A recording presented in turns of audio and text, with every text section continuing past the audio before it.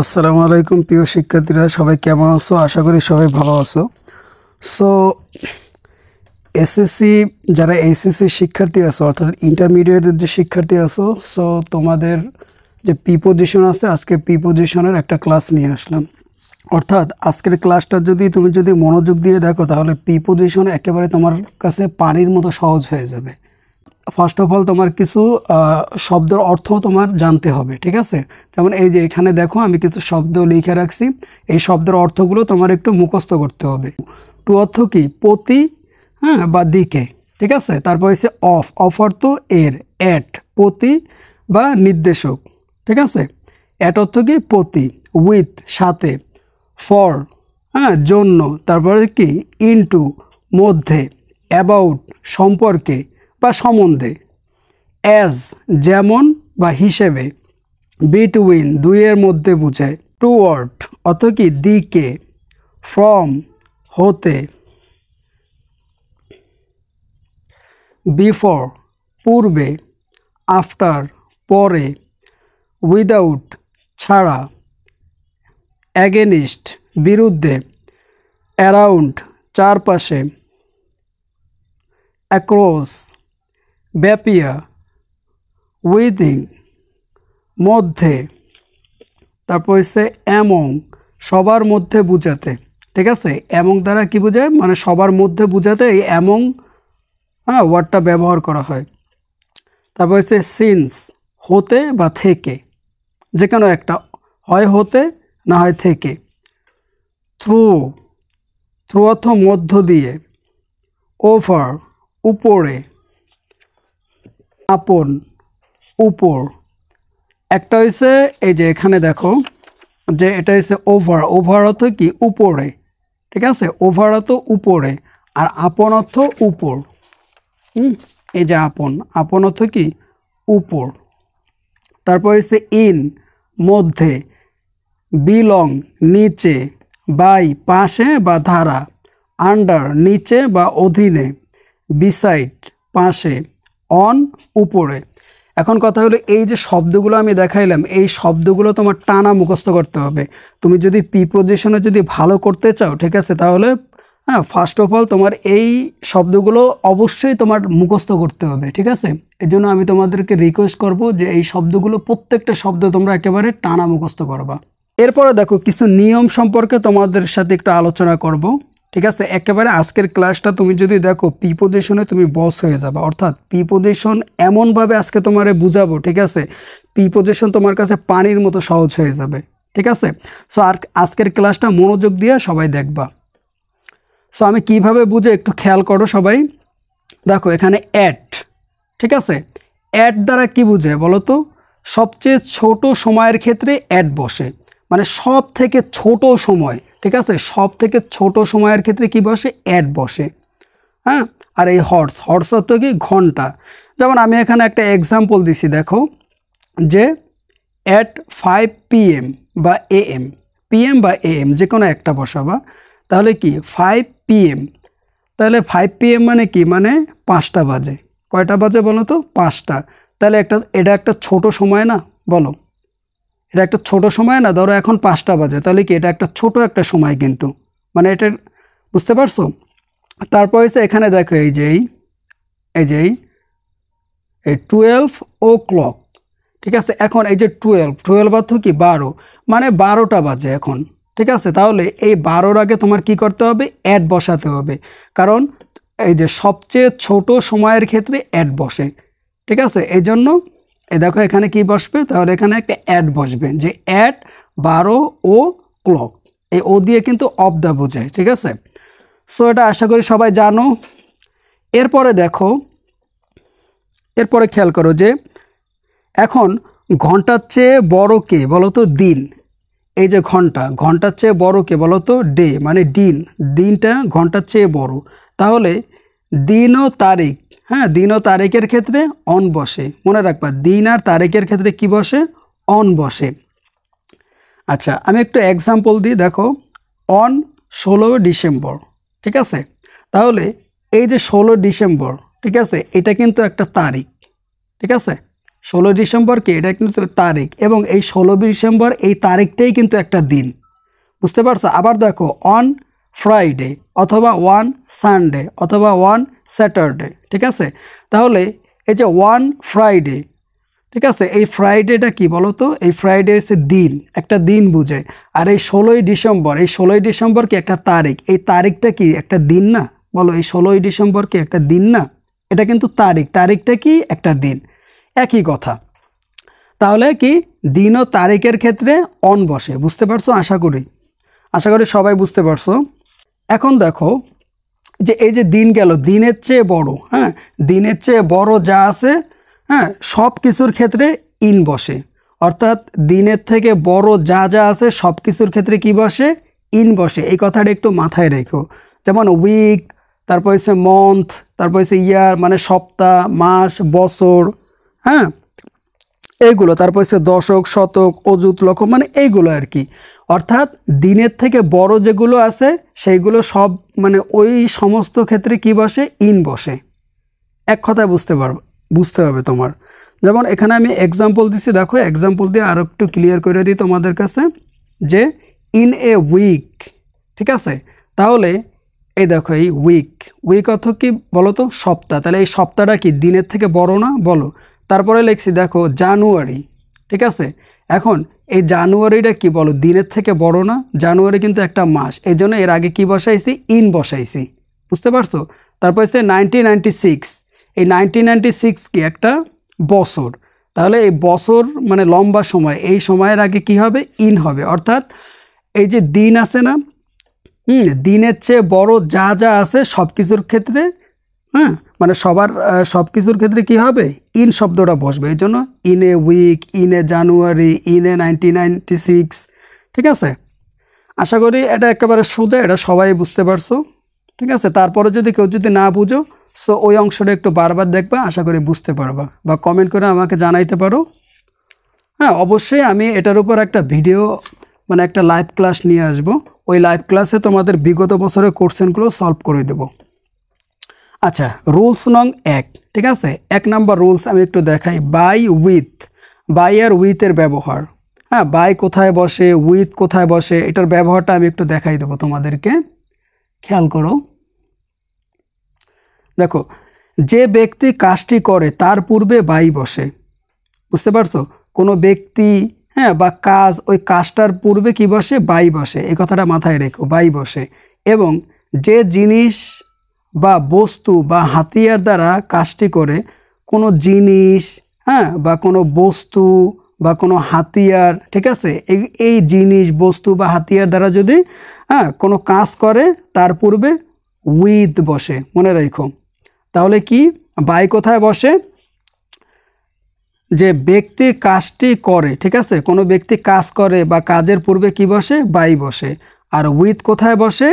যে জিনিস বা বস্তু বা হাতিয়ার দ্বারা কাজটা করে। অর্থাৎ ওই যে ব্যক্তিটার যে কাজটা করছে, কোনো একটা জিনিস দিয়ে করছে, অথবা কোনো একটা বস্তু দিয়ে করছে, বা কোনো একটা হাতিয়ার, ঠিক আছে, বা কোনো একটা হাতিয়ার দিয়ে কাজটা করছে, ঠিক আছে, তার পূর্বে কি বসে?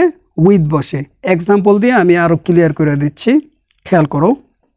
দ্য স্নেক, এই স্নেক অর্থ হচ্ছে সাপ। The snake was killed by him with this stick, stick অর্থ লাঠি। তাহলে সাপটা হত্যা করা হয়েছে, হ্যাঁ, তার দ্বারা, এই লাঠিটা দিয়ে, বুঝো না এই কথা? তাহলে আমি এখানে কি বলছি? এই দেখো, এখানে কিন্তু এই দেখো এই বাইটা বসছে, ঠিক আছে? তাহলে আমি এখানে রুলসে কি বলছি মনে আছে সবার? যে কোনো ব্যক্তি কাজটি করে তার পূর্বে বাই বসে, কাজটা করে। এখন কাজটা কে করছে বলো তো? তার পূর্বে মানে কি? তার আগে, ঠিক আছে? অর্থাৎ হিম উইথ, অর্থাৎ কি? যে তার ধারা, কার ধারা? কোনো একটা ব্যক্তির ধারা কি করছে? কিলিং অর্থ কি? কিলিং অর্থ হয়েছে তোমার হত্যা করা। তাহলে আমি এখানে যে বলছি যে কোনো ব্যক্তি কাজ করে তার পূর্বে কি বসে? বাই বসে। তাহলে এই যে হত্যা করা, তার পূর্বে এই যে হিম উইথ, ঠিক আছে? হিম উইথ অর্থ কি? তার ধারা, ঠিক আছে? আচ্ছা, বাই দ্য হিম উইথ অর্থাৎ তার ধারা কাজটা করে। তাহলে এখানে কি হবে বলো তো? এই হিমের আগে কি হবে বলো? হিমের আগে বাই শব্দটা হবে, এটা একটু মাথায় রেখো। আচ্ছা, তারপরে দেখো আমি যে এখানে বলছি যে ওই যে ব্যক্তিটা যে কাজটা করছে অর্থাৎ সে কিন্তু সাপটা মারছে। এখন কি দিয়ে মারছে? জিনিস, বস্তু বা হাতিয়ার কোনো একটা কিছু দ্বারা তো মারছে। এই দেখো স্টিক, এই স্টিক অর্থ কি বলো তো? লাঠি। হ্যাঁ, তো এখন কি সে লাঠিটার দ্বারা মারছে কিন্তু। তাহলে ওই যে বলছি যে কোনো জিনিস বা বস্তু বা হাতিয়ার দ্বারা কাজ করে তার পূর্বে কি বসে? উইথ বসে। তাহলে কি হবে? দিস স্টিক, এই দিস স্টিকের পূর্বে কি বসবে? উইথ শব্দটা বসবে। এই কথাটা মাথায় রেখো। আশা করি সবাই বুঝতে পারছো। আচ্ছা, এরপরে 2 number rules, between, among. Between আর অ্যামং এর ব্যবহারটা আমি তোমাদেরকে একটু দেখাই দিচ্ছি।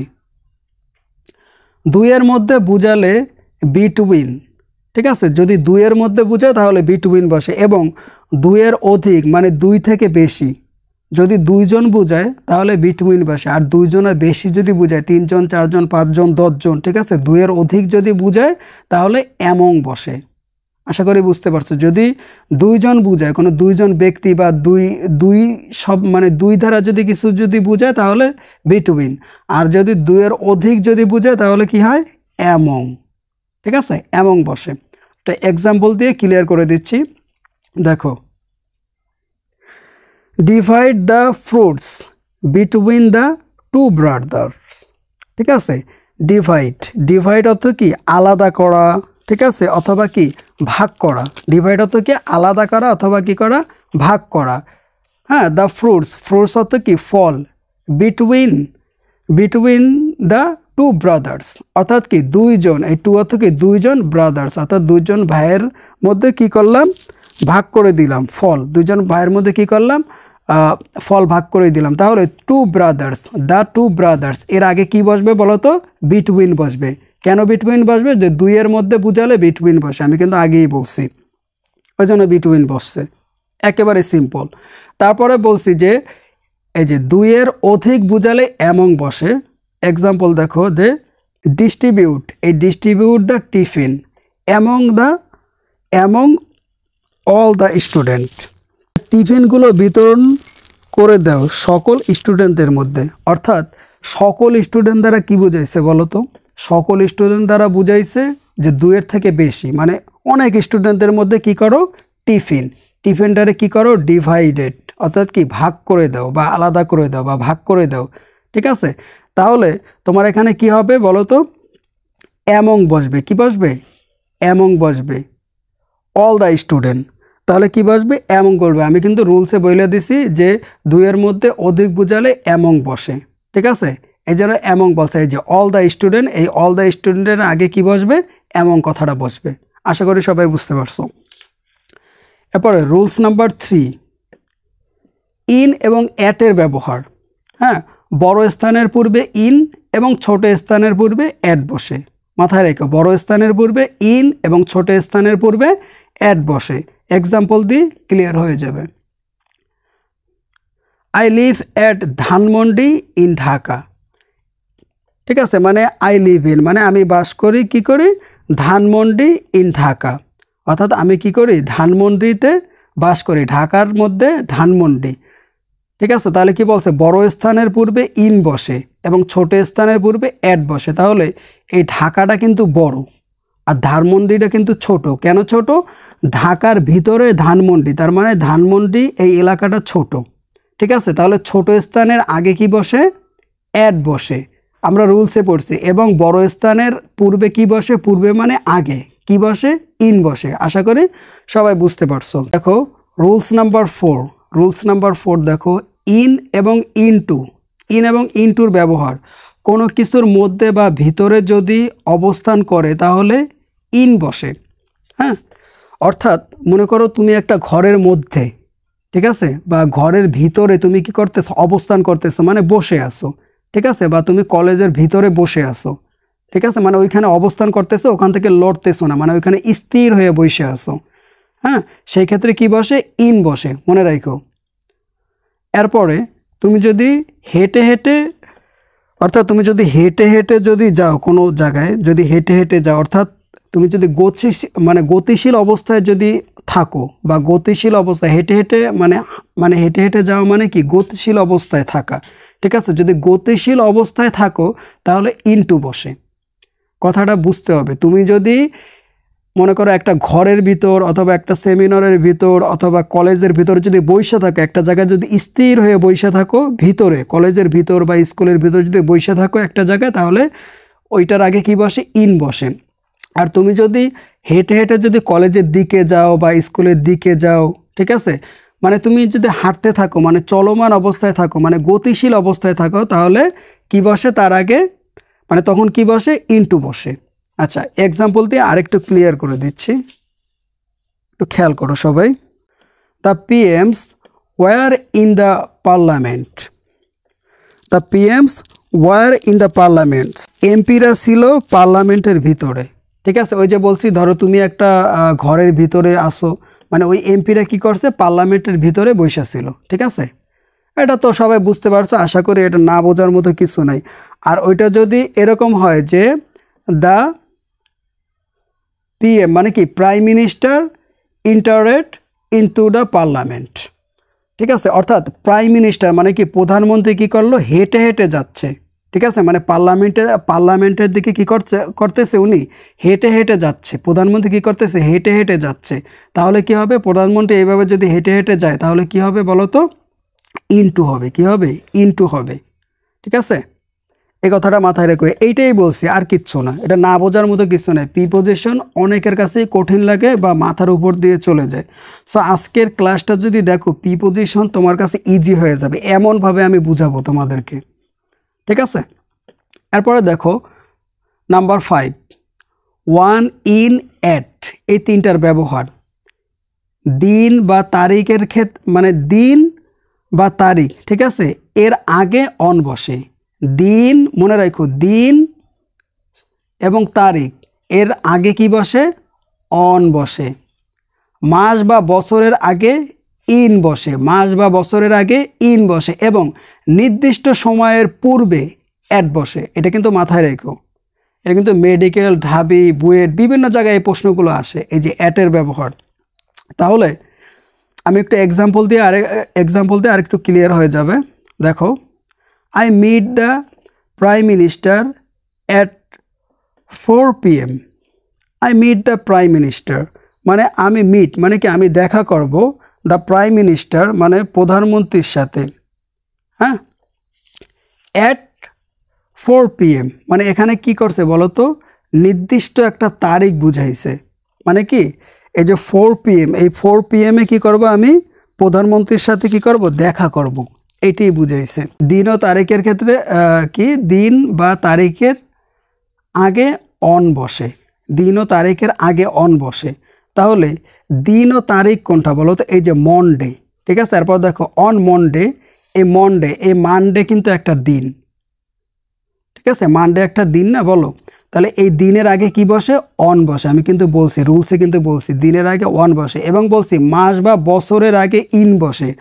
মাস বা বছরের আগে কি বসে? ইন বসে, ঠিক আছে। আমি দেখাবো, হ্যাঁ, আমি এক্সাম্পল দেখাবো। আচ্ছা, আর কি বলছি? যে নির্দিষ্ট সময়ের পূর্বে অ্যাট বসে। তাহলে বলো এই যে 4 PM, এই 4 PM এটা কি একটা নির্দিষ্ট সময় না? বলো, ধরো 4টা, হ্যাঁ, এখন 4টা বাজে, তাহলে এই 4টা একটা কি নির্দিষ্ট সময় না? সো ওই নির্দিষ্ট সময়ের আগে কি বসে? অ্যাট বসে। কি বসে? অ্যাট বসে, মনে রাখো। এরপর হচ্ছে নাম্বার 6। এখানে দেখো ইন, বাই, বিফোর, আফটার, এই 4টার ব্যবহার। ইন কোথায় বসে? বাই কোথায় বসে? বিফোর কোথায় বসে? আফটার কোথায় বসে? এটা তোমার একটু জানতে হবে। যেমন ভবিষ্যৎকালে ব্যাপক সময় বোঝায়। ভবিষ্যৎকাল, ঠিক আছে। ভবিষ্যৎকালে ব্যাপক সময় মানে অনেক সময় বোঝায়, হ্যাঁ, যেটা নির্দিষ্ট, অর্থাৎ ওই যে ব্যাপক সময়টা মানে অনেক যে সময়টা, ওই সময়টা কি নির্দিষ্ট না, সেক্ষেত্রে ইন হয়। বুঝতে পারছো? ব্যাপক সময় মানে অনেক সময়, কিন্তু ওই সময়টা কিন্তু নির্দিষ্ট কোনো সময় না, অনির্দিষ্ট সময়, সেক্ষেত্রে কি বসে? ইন হয়। এরপরে যদি নির্দিষ্ট সময় বুঝায়, হ্যাঁ, তাহলে কি বসে? বাই বসে। মানে তার আগে কি বসে? বাই বসে বা বিফোর বসে। যদি সময়টা যদি নির্দিষ্ট হয় তাহলে তার আগে বাই বা বিফোর যে কোনো একটা বসে। অতীতকালে যদি ব্যাপক সময় বোঝায়, অতীতকালে যদি ব্যাপক মানে কি অনেক সময় বোঝায়, তাহলে তারপরে আফটার বসে। ঠিক আছে, এখন এক্সাম্পল দিচ্ছি, তাহলে আরও তোমাদের কাছে ক্লিয়ার হয়ে যাবে বিষয়টা। আওয়ার পিএম, পিএম বলতে বুঝাইছি prime minister. Our prime minister will come back, হ্যাঁ, will come back in a week. She will come back by 5 PM. She in coming after 6 months। অর্থাৎ আমাদের প্রধানমন্ত্রী আসবেন 1 সপ্তাহের মধ্যে। ঠিক আছে, আমাদের প্রধানমন্ত্রী আসবেন 1 সপ্তাহের মধ্যে। আওয়ার প্রাইম মিনিস্টার, হ্যাঁ, will come back in a week. Week অত কি সপ্তাহ, অর্থাৎ কাম ব্যাক মানে আসবেন কি 1 সপ্তাহের মধ্যে। প্রাইম মিনিস্টার মানে কি প্রধানমন্ত্রী, আমাদের প্রধানমন্ত্রী আসবেন 1 সপ্তাহের মধ্যে। তাহলে এই যে দেখো, এখানে দেখো এ উইক, অর্থাৎ যদি কোনো ব্যাপক সময় বোঝায় তাহলে এই যে উইক, উইক অত কি সপ্তাহ। সপ্তাহটা একটা লম্বা সময় না বলো, বা একটা বড় সময় না?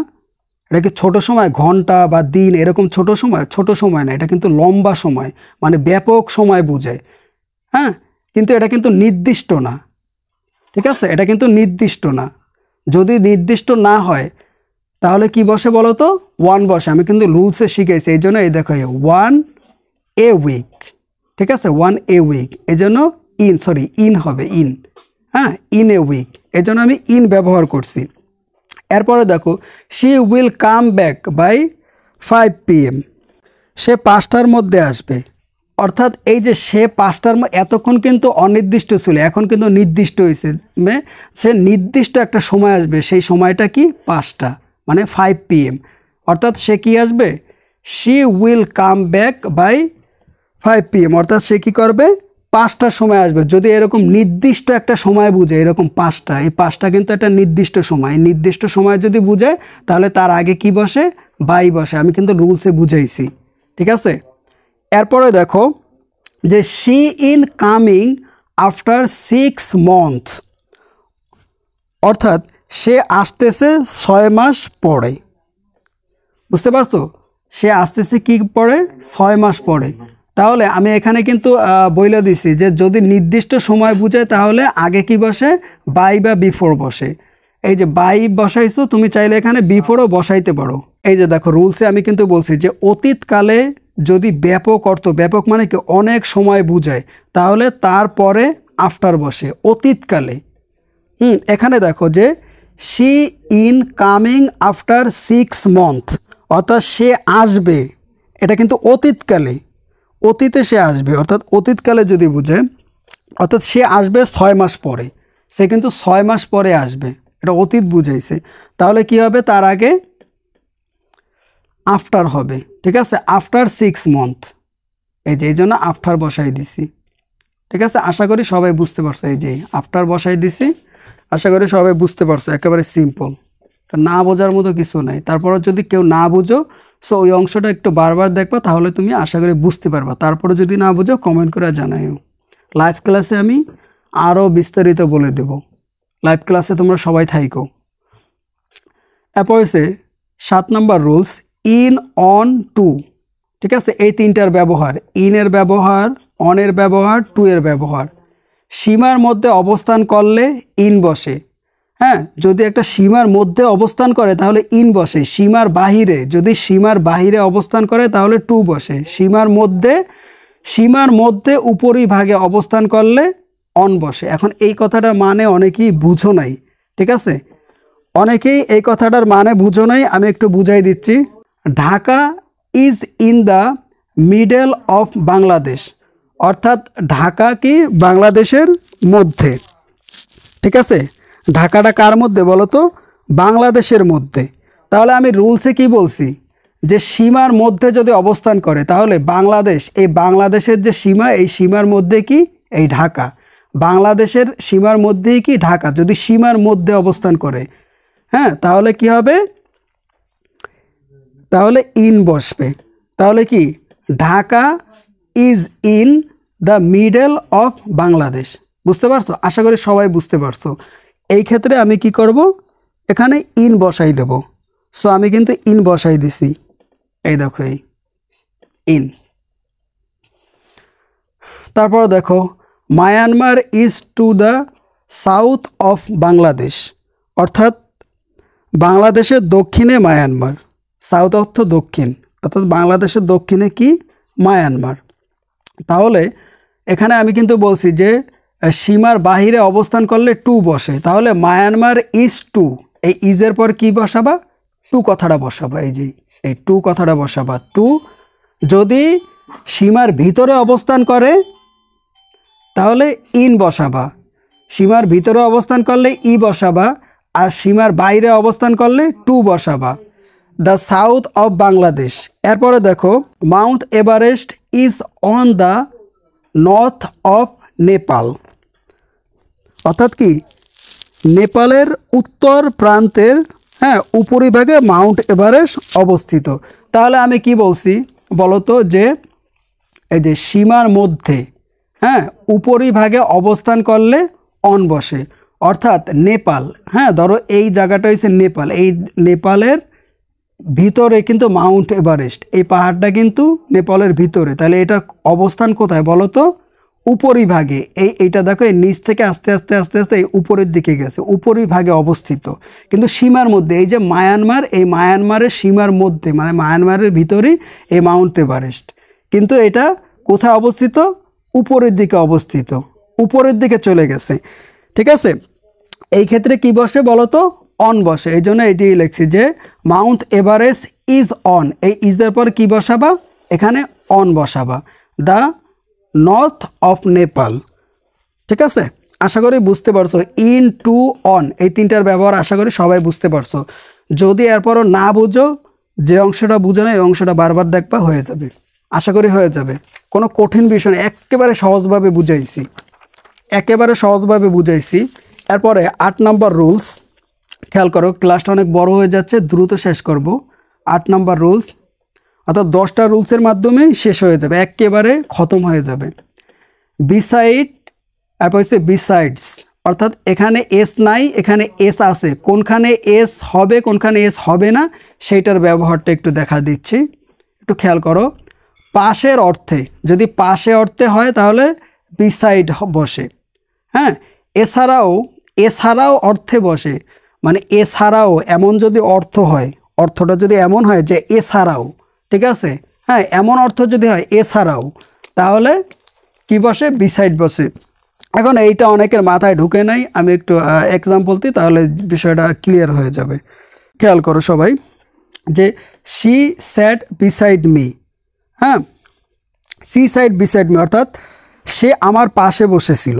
ঠিক আছে, তাহলে বলছি পাশে অর্থে, পাশে অর্থে কি বসে, বিসাইড বসে। এই দেখো এই বিসাইড বসাই দিছি, দেখছো বিসাইড বসাই দিছি। তারপরে এই যে দেখো দ্বিতীয় উদাহরণ, যে বিসাইডস, এখানে কিন্তু এস যুক্ত হয়েছে, খেয়াল করছো।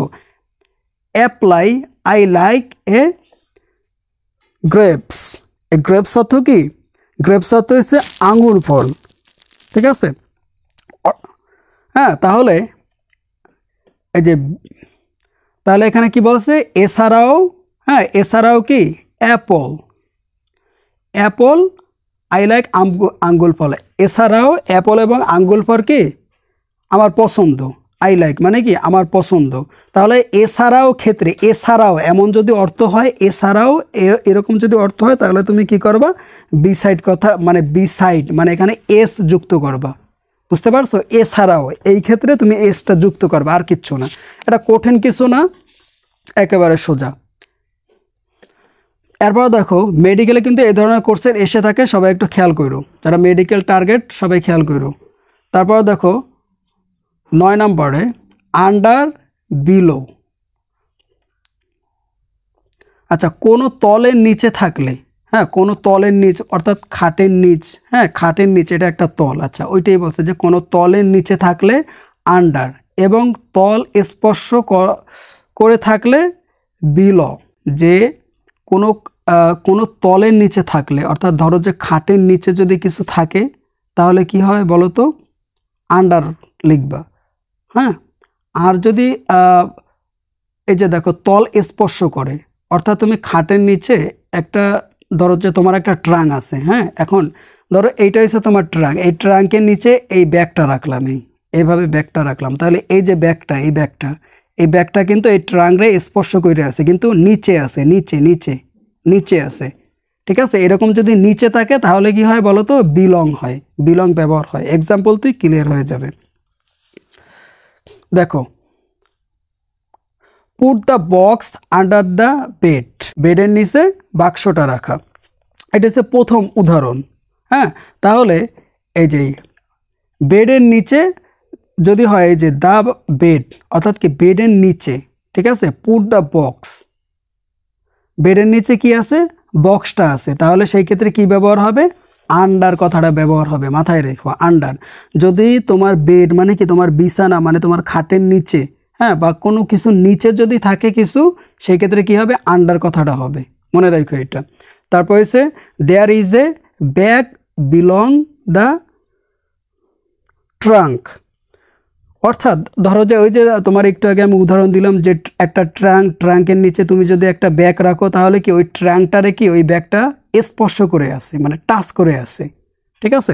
সেই ক্ষেত্রে তোমার কি করতে হবে, সেই ক্ষেত্রে তোমার বিলং বসাইতে হবে, আন্ডার বসাইতে হবে যদি কোনো কিছু নিচে থাকে, সেই ক্ষেত্রে আন্ডার। আর যদি ওই নিচের জিনিসটা যদি স্পর্শ করে থাকে, ধরো একটা ট্রাঙ্ক, ওই ট্রাঙ্কের নিচে একটা ব্যাগ, কিন্তু ওই ব্যাগটা কিন্তু ট্রাঙ্কে টাচ করে আছে, ব্যাগটা কোথায় আছে, ট্রাঙ্কের নিচে আছে কিন্তু টাচ করে আছে, এইটা হচ্ছে ট্রাঙ্ক আর এইটা হচ্ছে ব্যাগ।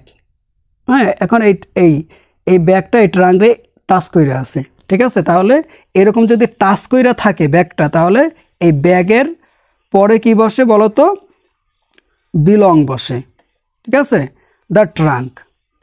তাহলে এই কথাটা একটু মাথায় রেখো, একেবারে ইজি, কঠিনের কিছু নেই। এরপরে 10 নম্বর রুলস, এরপরেই আমাদের শেষ হয়ে যাবে। সিন্স, ফর, ফ্রম, এই তিনটার ব্যবহার। সিন্স কোথায় বসে, ফর কোথায় বসে, ফ্রম কোথায় বসে। হ্যাঁ, নির্দিষ্ট সময়ের পূর্বে সিন্স বসে, নির্দিষ্ট কোনো সময়ের পূর্বে মানে কি আগে কি বসে, সিন্স বসে। হ্যাঁ, তা সব সময় পারফেক্ট, হ্যাভ, হ্যাজ, হ্যাঁ, প্লাস কি ভার্বের 3 নং, বা perfect continuous tense, perfect continuous টেন্সের কি হ্যাভ বিন, হ্যাঁ, হ্যাজ বিন, হ্যাঁ, তারপর হচ্ছে কি ভার্ব প্লাস আইএনজি। এই দুইটা টেন্সের ক্ষেত্রে নির্দিষ্ট করে সময় বুঝালে সিন্স ব্যবহার হয়। অনেকেই বুঝতে পারো নাই,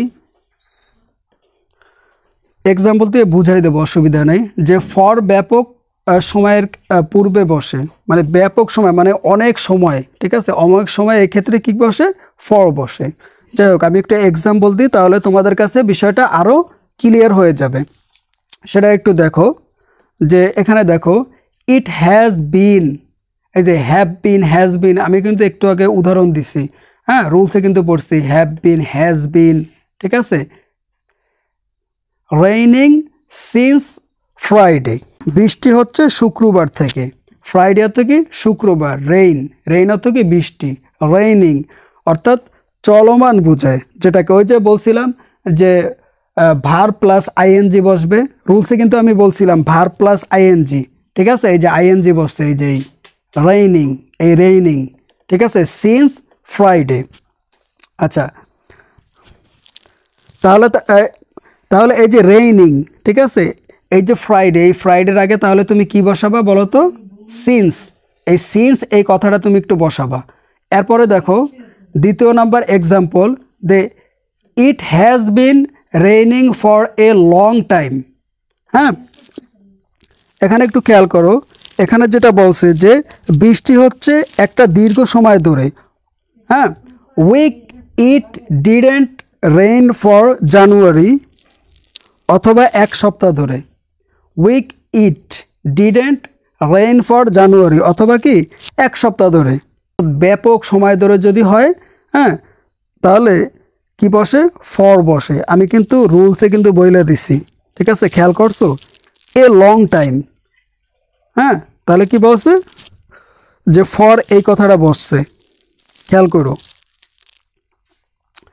ওই রুলসটা তুমি যদি ভালোভাবে একটু পড়ো আর এটার সাথে যদি একটু মিলাও তাহলে দেখবে কি তোমার মোটামুটি হয়ে যাবে। তাহলে এটার অর্থ কি, বৃষ্টি হচ্ছে একটা দীর্ঘ সময় ধরে, অথবা কি week it didn't rain for January, হ্যাঁ, অথবা এক সপ্তাহ ধরে।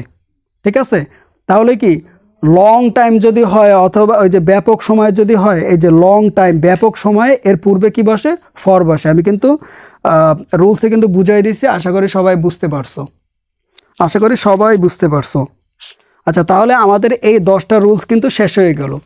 হ্যাঁ, এখন কেউ যদি কোনো অংশ যদি না বুঝো ওই অংশটা একটু বারবার দেখবা, আশা করি সবার ক্লিয়ার হয়ে যাবে। তারপরেও কেউ যদি না বুঝো কমেন্ট করে জানাইও। হ্যাঁ, তারপর আমি এটার উপর একটা লাইভ ক্লাস দেবো, ওই লাইভ ক্লাসে তোমাদের বোর্ড কোশ্চেনগুলো সলভ করব। ঠিক আছে, ওই লাইভ ক্লাসে প্রত্যেকেই থাকবা।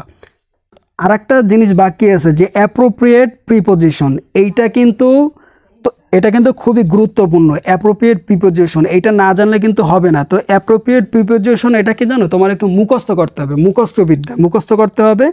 হ্যাঁ, এখানে কিন্তু প্রায় 1000 1500 করে এক একজনের মুখস্থ করো, কিন্তু এতগুলো লাগে না। তুমি যদি 1 থেকে 150টা মুখস্থ করো তাহলেই তোমার হয়ে যাবে। হ্যাঁ, এই যে অ্যাপ্রোপ্রিয়েট প্রিপোজিশন, ঠিক আছে, এই যে দেখো অ্যাবিড বাই, তারপর হচ্ছে অ্যাবস্টেইন ফ্রম, ঠিক আছে, অ্যাবস্টেইন ফ্রম মানে কি বিরত থাকা, অ্যাবস্টেইন ফ্রম বিরত থাকা, এইভাবে তোমার মুখস্থ করতে হবে। ঠিক আছে, আমি লাইভ ক্লাসে অ্যাপ্রোপ্রিয়েট প্রিপোজিশন নিয়ে আলোচনা করব। ঠিক আছে, সবাই লাইভ ক্লাসে থাইকো। ভিডিওটা যদি তোমাদের কাছে ভালো লেগে থাকে তোমরা অবশ্যই চ্যানেলটা সাবস্ক্রাইব করে দিও এবং আমাদের এই চ্যানেলের সাথেই থাকো। সো সবাই ভালো থাকবে, সুস্থ থাকবে, আল্লাহ হাফেজ।